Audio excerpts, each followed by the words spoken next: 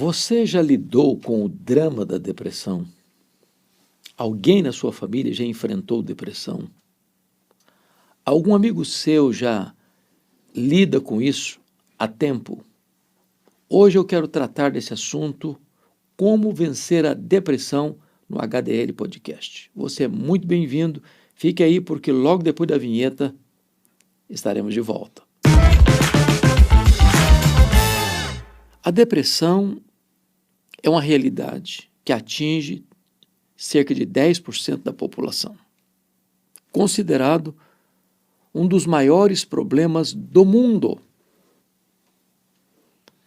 A depressão alcança pessoas de todos os níveis, de crianças a velhos, de grandes a pequenos, de ricos a pobres, de doutores a analfabetos, de crentes a descrentes. A depressão é multicausal, mas ela é a causa de muitas outras doenças perigosas. A depressão é a principal causa de suicídio no mundo.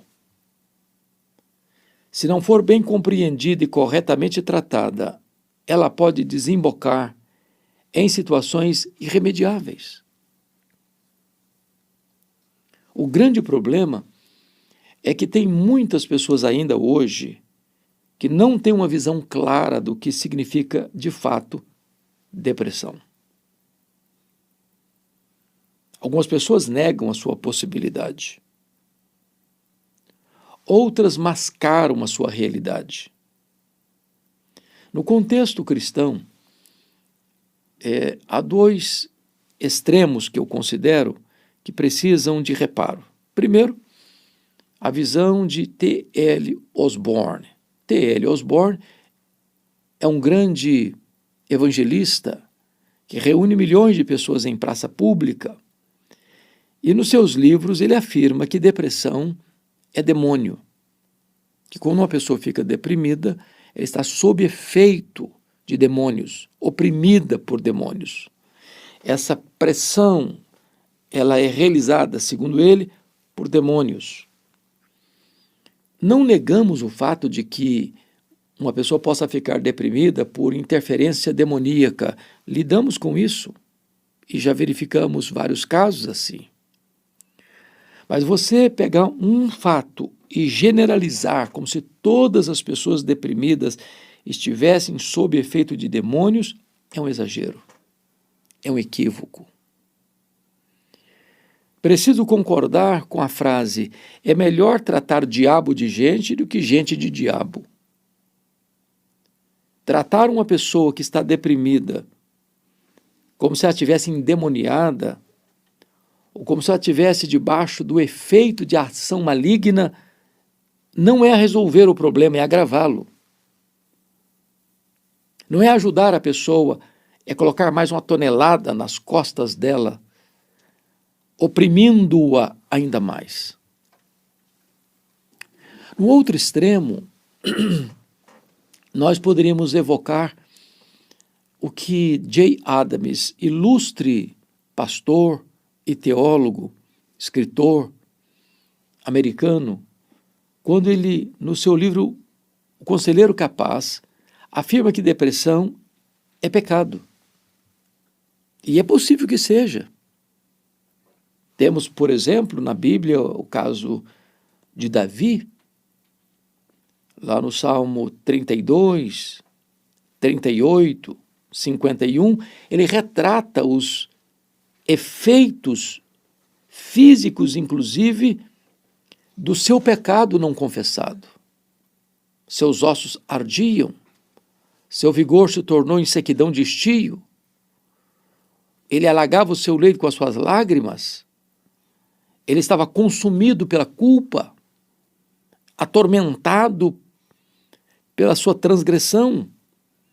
E óbvio, o quadro dele era um quadro depressivo, até que destampou o coração, confessou o seu pecado, encontrando em Deus perdão. Então é possível que uma pessoa, de fato, fique deprimida quando ela está em pecado, ou ocultando o pecado, ou vivendo debaixo do chicote da culpa, sem pausa.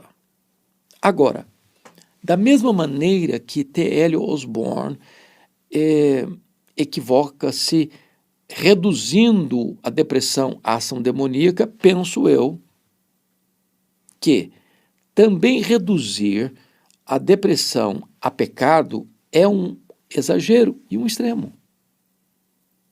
Porque é possível que a depressão não decorra de algum pecado específico, não tratado, não resolvido, não perdoado. Em outras palavras, é possível que uma pessoa cristã e cheia do Espírito Santo lide com uma depressão. É claro que não é consenso, mas entendo que a depressão é uma doença que precisa ser tratada como tal. Andrew Solomon, no clássico sobre depressão, O Demônio do Meio-Dia, o título do livro dele, um dos grandes clássicos sobre o assunto, entende que depressão é doença e precisa ser tratado com remédio, com terapia e com fé. Quantas pessoas que precisariam estar tomando uma medicação para regular aí essa questão no organismo, tirando então esse peso, trazendo melhora para a pessoa. E se lidarmos apenas como demônio ou pecado, não estamos resolvendo esse problema. Me permita ilustrar. Eu estava pregando numa das nossas capitais, tratando do assunto depressão, quando uma jovem se levanta no auditório e disse: é um absurdo o que o senhor está falando, que uma pessoa crente possa ficar deprimida. Como assim? E eu respondi para ela: minha filha, como é que uma pessoa crente pode ter miopia e precisar usar óculos? Como é que uma pessoa crente pode ter um problema cardíaco? Como é que uma pessoa crente pode ter um problema renal? Por que daqui para cima é uma coisa, daqui para baixo é outra?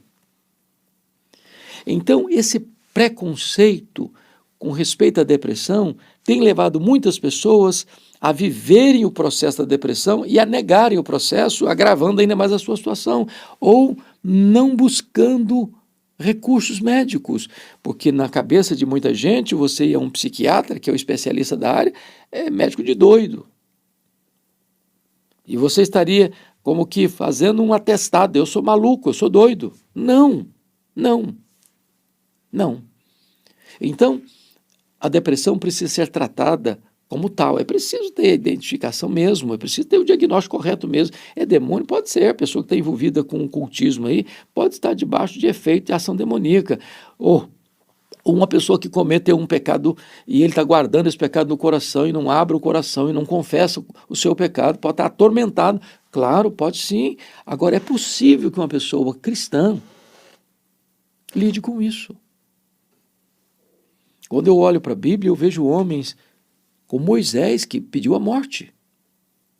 Eu vejo um homem como o profeta Elias, que pediu para si a morte. Eu vejo um profeta Jonas que quis morrer.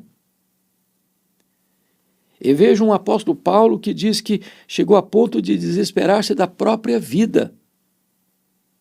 Eu encontro na história da igreja homens que lidaram com depressão, como Martinho Lutero, como John Bunyan, como David Brainerd, como William Cowper, como Charles Haddon Spurgeon.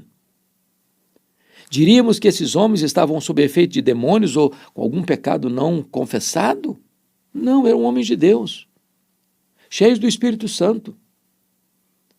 Homens que marcaram o seu tempo, mas que lidaram com o drama da depressão.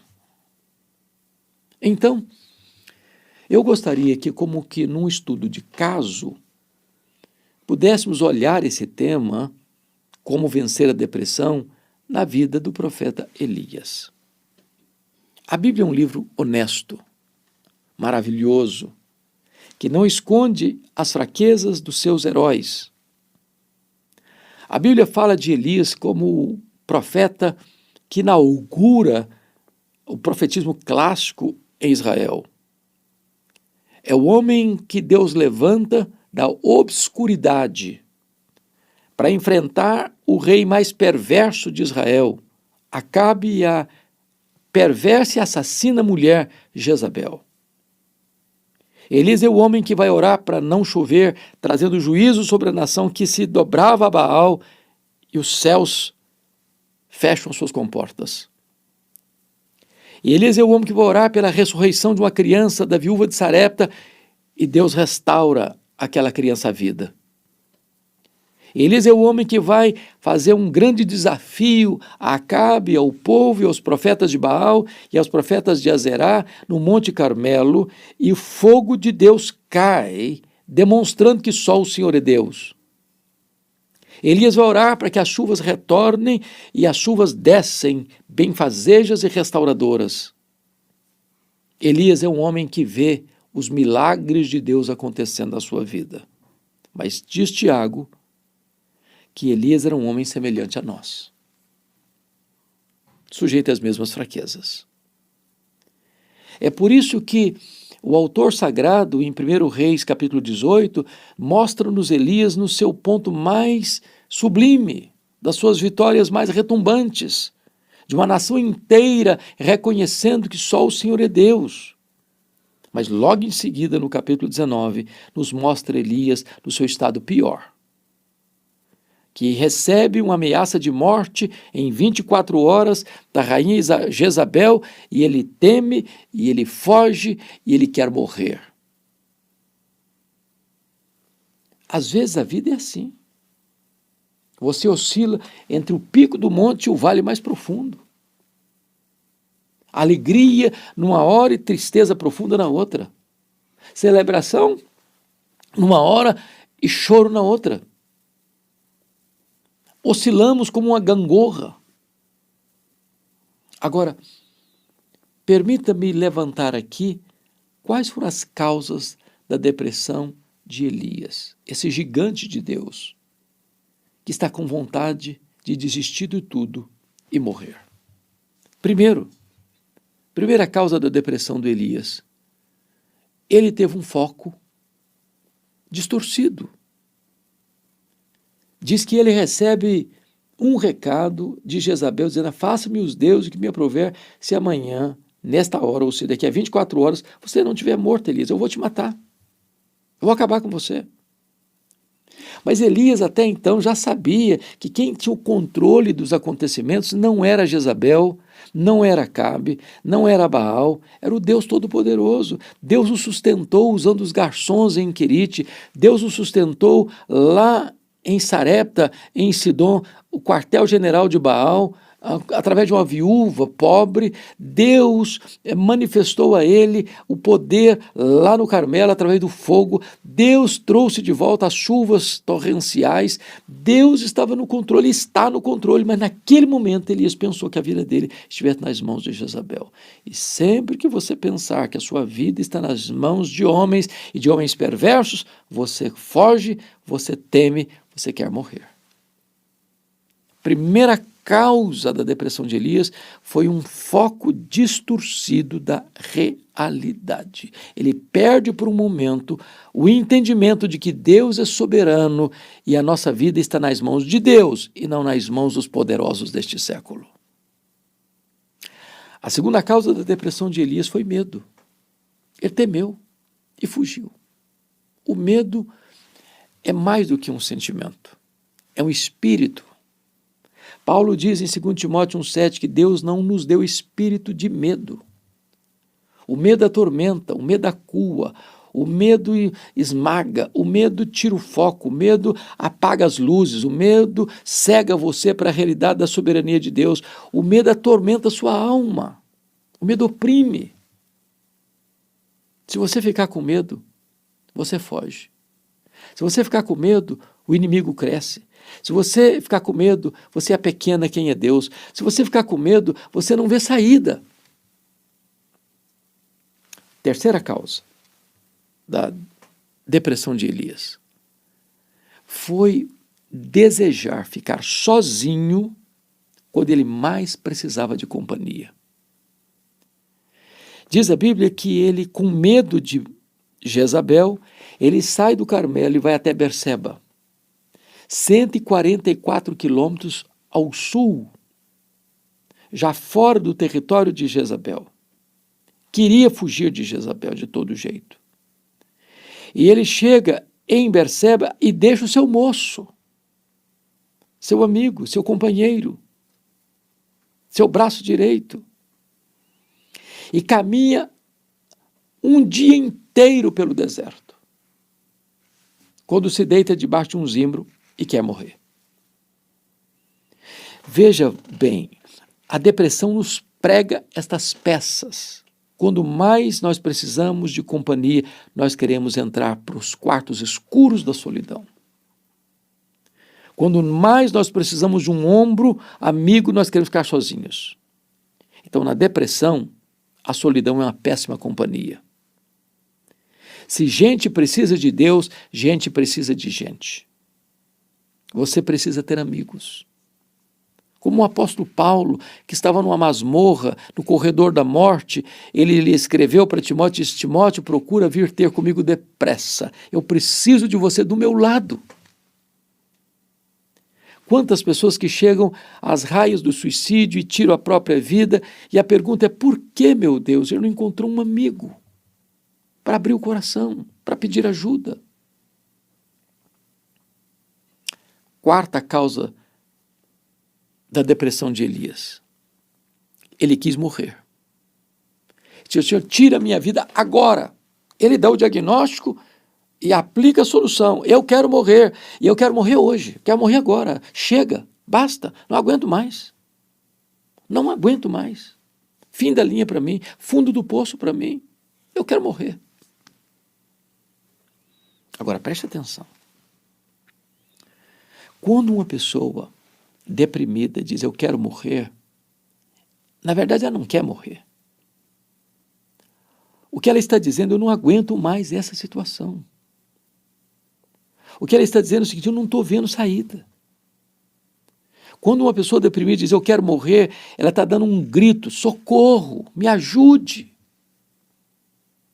Eu não sei mais o que fazer. Há alguns mitos no que tange ao suicídio. Um deles é que uma pessoa que diz que quer morrer, ela nunca vai se matar. Isso é mito. Porque 80% das pessoas que tiram a sua vida deram sinais, acenderam um alarme, ligaram um alarme, gritaram. É preciso ouvi-las. É preciso ler as placas. É preciso discernir os sinais.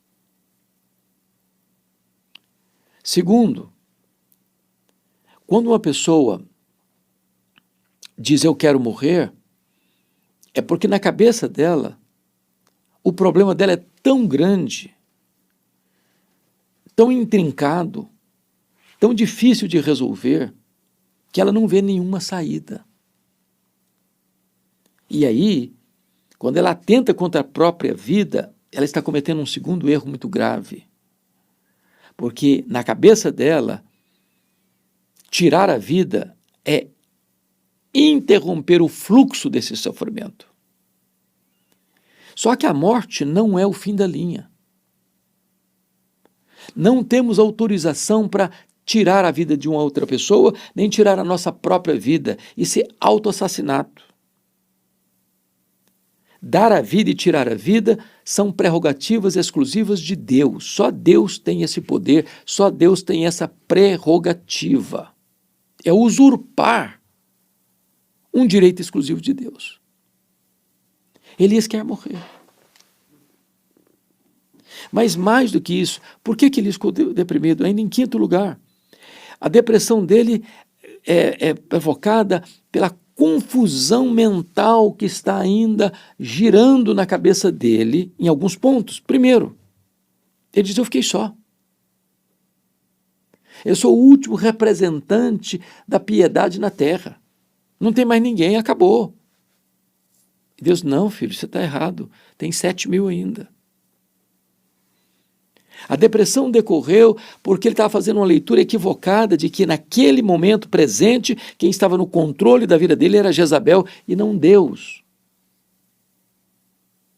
Terceiro, ele está deprimido porque a visão de futuro está embaçada. Ele diz, chega, acabou, para mim não tem mais futuro, eu só tenho passado, eu não tenho mais nem futuro nem presente, por isso eu quero morrer e morrer agora. E Deus diz, não filho, seu ministério não acabou não, eu ainda tenho um projeto para você, você ainda vai ungir um rei na Síria, você vai ungir um rei em Israel, você vai ungir um profeta no seu lugar. Aliás, você quer morrer? Nem morrer você vai, vou levar você para o céu sem você passar pela morte.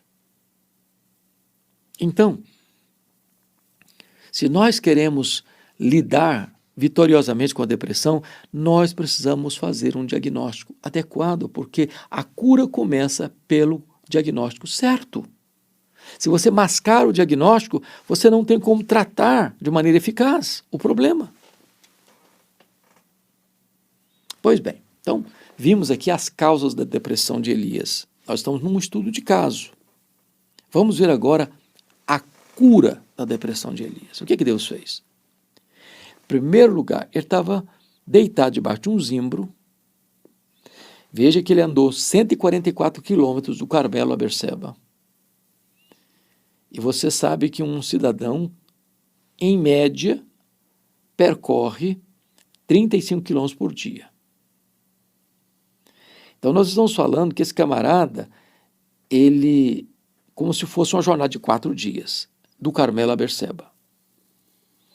Depois, dali para frente, sozinho, ele caminhou um dia pelo deserto. Deserto causticante, arenoso, pedregoso, perigoso. Portanto, esse camarada está exausto. Quando ele deita debaixo de um zimbro, é como se ele estivesse no leito do CTI, já se despedindo da vida, no sentido de que para mim não tem remédio, para mim não tem terapia, para mim não tem cura, para mim não tem salvação, para mim não tem solução. Então ele dá o diagnóstico e diz assim, e aplica o remédio, eu quero morrer. Mas eu quero morrer já, é agora, é hoje, basta. Eu não sou melhor do que os meus antepassados. Então, como é que Deus cura diante de um quadro desse?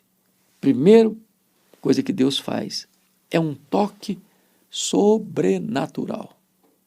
Ele deita debaixo daquele zimbro e dorme, atormentado, e um anjo o toca. Por que o anjo tocou? Por que o anjo apenas não falou com ele? O anjo toca. Como aquele leproso que chegou diante de Jesus, coberto de lepra, e disse para Jesus, Senhor, se tu quiseres, tu podes purificar-me. E Jesus, profundamente compadecido dele, o tocou e disse, quero, fica limpo. Imediatamente ele ficou limpo. Um leproso não pode ser tocado. Quem toca num leproso fica impuro. Mas em vez do puro tocar o impuro e o puro ficar impuro, o puro toca o impuro e o impuro fica puro. Porque Jesus tem poder. O Senhor toca em Elias com um anjo.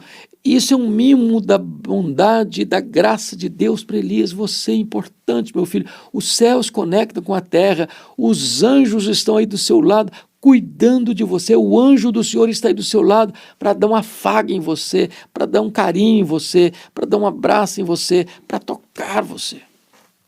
Esse é o primeiro remédio. Você tem valor. Como Deus disse para Agar, que caminhava pelo deserto, errante, com um menino sem pão, sem água, o menino já está desfalecido debaixo de uma árvore, e ela se distancia e só consegue chorar, porque ela foi expulsa de casa, não tem nome, não tem herança, é essa mulher, é essa escrava, é esse filho, e de repente, quando tudo está acabado para ela, é o próprio Deus que clama dos céus, Agar. Ela tem nome, ela tem valor, ela tem dignidade, ela é importante para Deus. Você é importante para Deus. O segundo remédio que Deus aplica para curar a depressão do Elias é cardápio especial no deserto. Quando Elias acorda, com o toque do anjo, ele vê uma mesa com pão, com água, um banquete para o deserto. Tem hora que você precisa comer, sabia? A depressão tem isso, tira o apetite às vezes. E Deus está dizendo, meu filho, quer cuidar de você. Você precisa se alimentar. Tem muito tempo que você não tem uma refeição digna, você está correndo já há alguns dias, desesperado, aflito, fugindo, com medo. Coma, se alimente, cuide do seu corpo. Eu quero lhe oferecer uma refeição especial. O terceiro remédio que Deus fez para curar o Elias foi sonoterapia. Deus deu a ele comida, Deus deu a ele água, Deus o colocou para dormir. Às vezes a pessoa depressiva rola a noite inteira, noites a fio, não consegue conciliar o sono, é um tormento na alma, é uma perturbação na mente, é um desassossego na vida, e Deus está dizendo, meu filho, eu quero lhe dar uma terapia intensiva, eu quero trazer para você um spa celestial, eu quero matricular você e inscrever você no melhor hotel 5 estrelas do deserto, eu vou cuidar de você aqui, comendo, bebendo e dormindo. Você precisa de um afago, você precisa de um carinho, você precisa de um mimo, e é isso que eu estou lhe dando.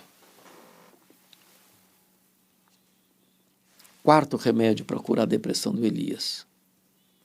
Ele sai dali com o pão do anjo, que é um pão sobrenatural, caminha 40 dias pelo deserto, até o Monte Horebe, e aí se enfia numa caverna. E então Deus aparece e pergunta para ele, o que faz aqui, Elias? Sempre que Deus faz essa pergunta para alguém, o que faz aqui, é porque essa pessoa está no lugar errado. Ela devia ter outra direção na vida. Mas o que Deus está querendo dizer? O que faz aqui, Elias? Ele está dizendo assim, meu filho, vem aqui para fora, abre a caixa da ferramenta, abre esta tampa da caixa dos terrores, ponha para fora, desabafa. Tem muita gente que precisa desabafar, está entupida, sufocada, guardando muita coisa. Elias viveu 3 anos e meio de muita tensão, muita tensão, muita tensão. Ele teve que ficar escondido em Querite. Ele teve que demorar muito tempo na terra da prova, lá no território de Baal, em Sarepta. Ele voltou e tem que confrontar um rei impiedoso, ele tem que confrontar uma nação apóstata, ele tem que enfrentar os profetas de Baal.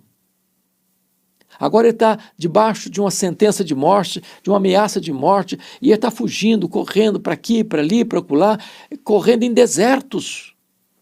Deus diz, meu filho, põe para fora. Conta aí o que está doendo. Esprema o pus a ferida. Eu estou aqui para te ouvir.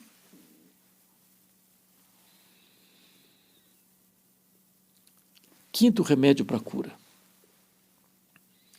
Deus mostra para Elias que ele age não só nos grandes acontecimentos, mas nas coisas silenciosas. Deus, vem cá para fora, filho, põe isso na porta aqui. Põe na porta da caverna, vem cá, vem cá. E Elias então vê um terremoto, abalando as estruturas. Ele vê o fogo ardendo. Ele vê o vento furioso e Deus não estava no terremoto, Deus não estava no fogo, Deus não estava no vento impetuoso. Depois veio um vento gostoso, leve, suave, um cicio, e Deus estava no vento calmo.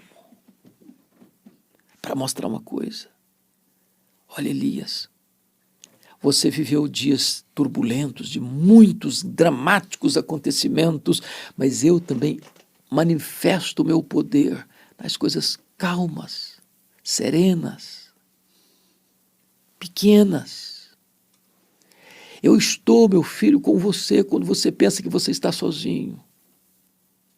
Se você caminhou pelos desertos e olhou para trás, só viu 2 pegadas, não eram as suas, eram as minhas, porque eu carregava você no colo. Eu cuido de você, Elias. Mas finalmente, Deus cura a depressão do Elias corrigindo o foco. Em relação ao passado, dizendo para ele, não, você não está sozinho não, meu filho, não é só você não, tem 7.000 que não dobraram os seus joelhos. Deus corrige o foco do presente, dizendo, Elias, sou eu que estou no controle, meu filho, não é Jezabel. Aliás, o reino de Jezabel, o reino de Acabe vai cair. Não são eles que vão te matar, não. Você vai passar por este mundo e não enfrentar a morte, eu vou levar você para o céu, trasladar você, mas eu vou levar você a ungir um rei na Síria, a ungir um rei em Israel, e a ungir um profeta, e Acabe, e a família de Acabe, e a dinastia de Acabe vai acabar, porque esses elementos que você vai ungir vão exterminar com a dinastia de Acabe. Quem oprime você vai cair, e você vai ser levado para o céu. Eu vou corrigir o seu foco do futuro, meu filho. Você pensou que o seu ministério acabou? Não acabou, não. Você ainda vai ungir um rei na Síria, você vai ungir um rei em Israel, você vai ungir um profeta em seu lugar. E quando você pensa que vai acabar com a morte, não, você não vai morrer. Eu vou levar você para o céu sem você passar pela morte. Corrigiu o foco. Eu sei que a depressão é um drama. Eu sei que tem tanta gente angustiada. Eu já lidei com tantas pessoas depressivas. Gente próxima, gente querida, gente amada. Eu já lidei com pessoas depressivas que sucumbiram e acabaram tirando a própria vida. E quanto isso doeu em tanta gente, inclusive no meu coração. Não subestime esse problema. Se você está lidando com depressão, procure ajuda médica. Procure uma igreja onde você possa frequentar, um lugar onde você possa ouvir a palavra de Deus, onde você possa receber um abraço, companhia, ajuda, companheirismo, cooperação. É preciso que você alimente a sua fé, que Deus está vivo e no controle. Talvez você não esteja enxergando agora, está tudo nublado, está tudo escuro, mas Deus é o Deus que enxerga no escuro e Ele está cuidando de você. Essa depressão que é cíclica vai passar. E tempos de bonança e de refrigério virão sobre a sua vida. Deus tem cura para você. Deus vai tirar essas cinzas e ungir você com óleo da alegria. Deus vai tirar estas vestes de luto e colocar em você vestes de louvor. Deus vai colocar em seus lábios um novo cântico, um hino de louvor ao nosso Deus. Muitos verão essas coisas, temerão e confiarão no Senhor. A vida plena para você, a vida abundante para você. Jesus Cristo disse, vinde a mim todos que estáis cansados e sobrecarregados, e eu vos aliviarei. Tomai sobre vós o meu jugo e aprendei de mim, porque sou manso e humilde de coração, e achareis descanso para a vossa alma. A promessa de Jesus é esta, quem tem sede vem a mim e beba, e quem crer em mim, como diz a Escritura, do seu interior fluirão rios de água viva. É isso que Jesus tem para você. Vai passar, essa crise vai passar, essa dor vai passar, esse choro vai ser estancado, essa doença que maltrata você vai ser curada, e Jesus vai carregar você em seus braços eternos. Deus abençoe muito, muito a sua vida. Nunca perca a esperança. Olhe para Jesus, o autor e consumador da nossa fé.